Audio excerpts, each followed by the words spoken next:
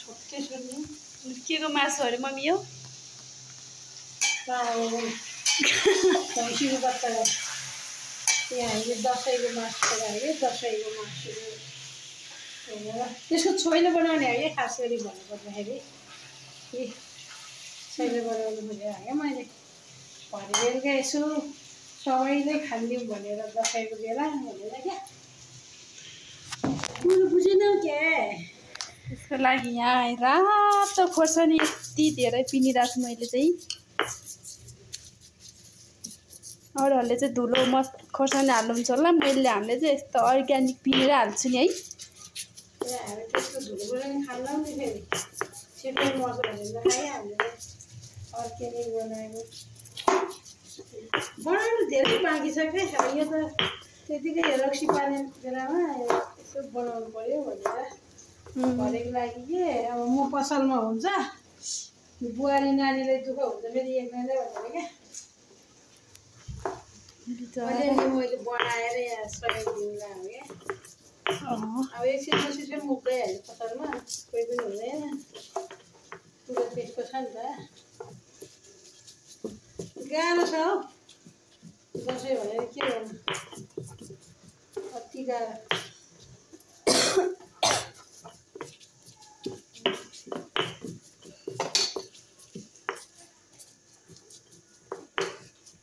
झोल मिस्यो मासु ए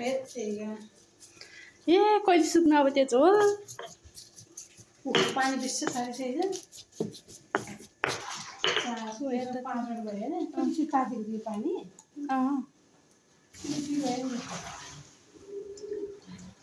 आँखा ठुलो भयो क्या हो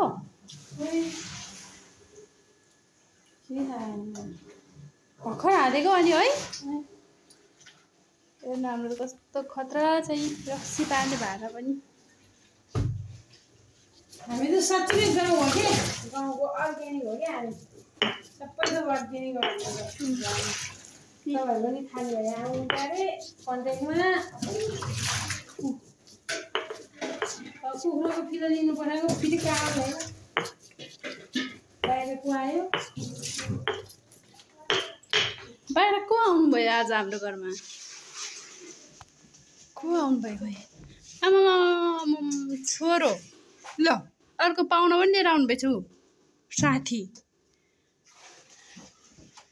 कहाँ गएर आउनु भयो तपाईँ बाबा खोइ त एन्जी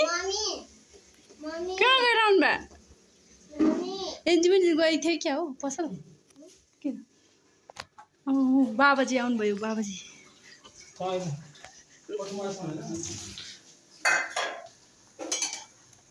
चलाइदिउँ यो यस्तो भएछ यो पानी निस्किएको त अब यो पानी एकदम सुकाउनु पर्छ यो पानीलाई